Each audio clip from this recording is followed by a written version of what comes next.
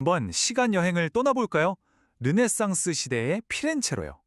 이곳은 그냥 아름다운 도시가 아니었습니다. 뭐랄까 천재들의 전쟁터? 바로 그런 곳이었죠.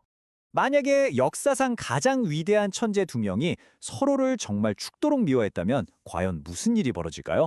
이들의 싸움이 그냥 모든 걸 망가뜨리기만 했을까요? 아니면 우리가 상상도 못한 어떤 창조의 불꽃을 만들어냈을까요?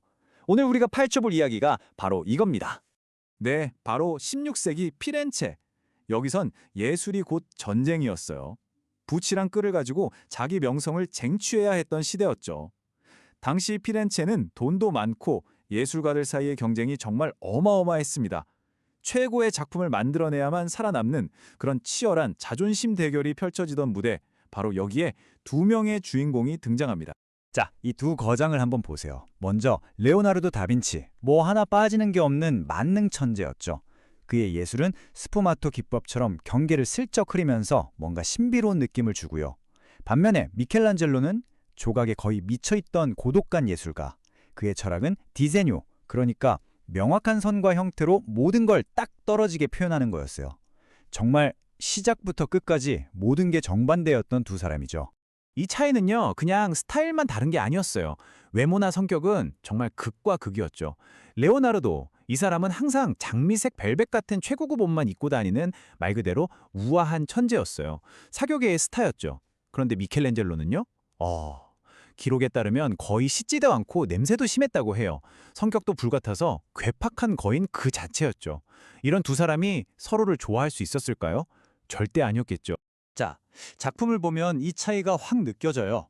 왼쪽에 있는 모나리자 좀 보세요. 윤곽선이 부드럽게 사라지면서 안개 속에 있는 것 같죠? 이게 바로 레오나르도의 스푸마토 기법입니다. 신비롭잖아요. 그런데 오른쪽 시스티나 성당의 인물들은 어때요? 와, 이건 뭐 조각 같아요. 근육 하나하나가 살아 움직이는 것처럼 엄청난 힘이 느껴지지 않나요? 이게 바로 미켈란젤로의 스타일입니다.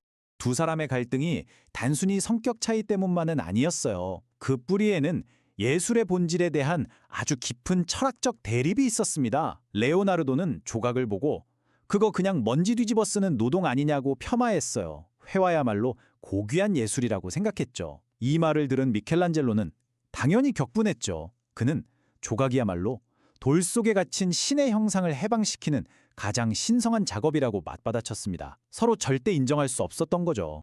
네, 이런 증오가 결국엔 피렌체 한복판에서 빵 하고 터지고 맙니다. 바로 예술사에서 가장 유명한 말싸움 중 하나로 꼽히는 단테 논쟁 사건입니다. 정말 결정적인 한 방이었어요. 이야기는 이렇습니다. 길거리에서 사람들이 레오나르도한테 단테의 시에 대해 물어봤는데 그가 마침 지나가던 미켈란젤로한테 떠넘기려 한 거예요.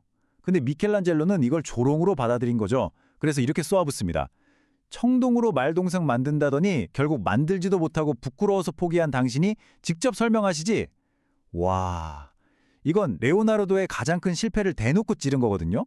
이 말에 레오나르도는 얼굴이 새빨개져서 한마디도 못하고 자리를 떴다고 합니다. 이런 개인적인 앙숙관계를 지켜보던 피렌체 정부가 아주 재미있는 생각을 합니다. 저 둘의 경쟁심을 잘 이용하면 역사에 길이 남을 걸작이 탄생하지 않을까? 하면서 말이죠. 결국 두 사람을 공식적인 예술 대결의 장으로 끌어들입니다. 그렇게 해서 피렌체의 시청 팔라초 베키오의 대회당 벽화 작업이 시작됩니다. 무려 한쪽 벽은 레오나르도가, 그리고 바로 그 맞은편 벽은 미켈란젤로가 맡게 된 거죠. 말 그대로 예술의 패권을 건 세기의 대결이었습니다. 레오나르도는 앙기아리 전투를 주제로 잡았어요. 그의 계획은 전쟁의 가장 격렬하고 혼란스러운 한복판을 그려내는 거였죠. 남아있는 스케치를 보면 분노와 고통으로 일그러진 병사들의 얼굴, 뒤엉킨 말들의 근육, 정말 생생하게 살아 움직이는 것 같아요. 반면에 미켈란젤로는 접근 방식이 전혀 달랐습니다. 그는 카시나 전투를 그리기로 했는데 전투가 막 시작되는 순간이 아니라 그 직전의 긴장감을 포착했어요.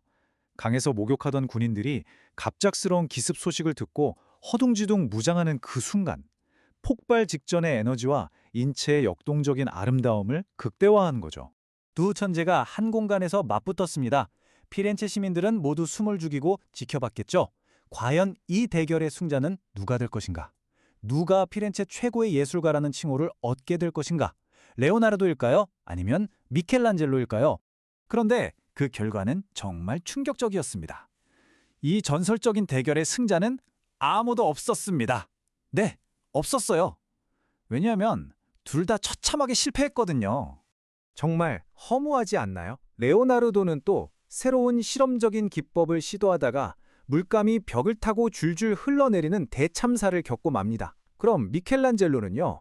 이 사람은 아예 그림을 벽에 옮겨보지도 못했어요. 갑자기 교황이 로마로 오라고 부르는 바람에 프로젝트를 버리고 훌쩍 떠나버렸죠. 이렇게 세기의 대결은 너무나 싱겁게 막을 내리고 맙니다.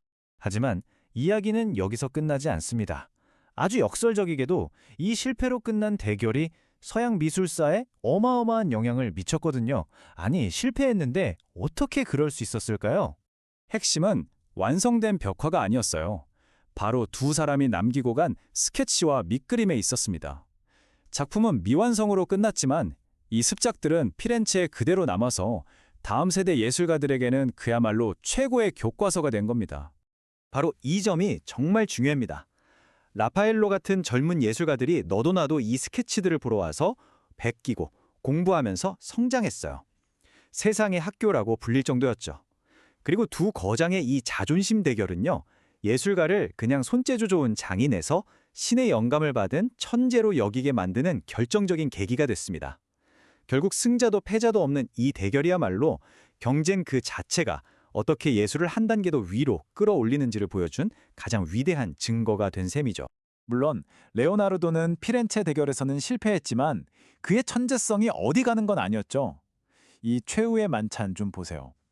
12제자 각각의 미묘한 심리를 기가 막히게 포착해낸 그의 능력은 정말 시대를 초월합니다. 그리고 미켈란젤로는요. 그는 로마로 가서 역사상 가장 위대한 걸작 중 하나인 시스티나 성당 천장화를 완성하게 되죠. 어쩌면 피렌체에서의 그 치열했던 경쟁이 그래도 위대한 무대로 이끌었던 원동력이었을지도 모릅니다. 결국 이 세기의 라이벌전은 승자도 패자도 없는 무승부로 끝났습니다. 하지만 그 과정에서 보여준 서로에 대한 치열함과 예술에 대한 열정은 예술가의 지위를 끌어올리고 다음 세대를 위한 엄청난 자양분이 되었죠. 때로는 실패가 성공보다 더 위대한 유산을 남길 수도 있다는 것. 이것이 바로 레오나르도와 미켈란젤로 두 거장의 싸움이 오늘날 우리에게 남긴 진짜 교훈이 아닐까요?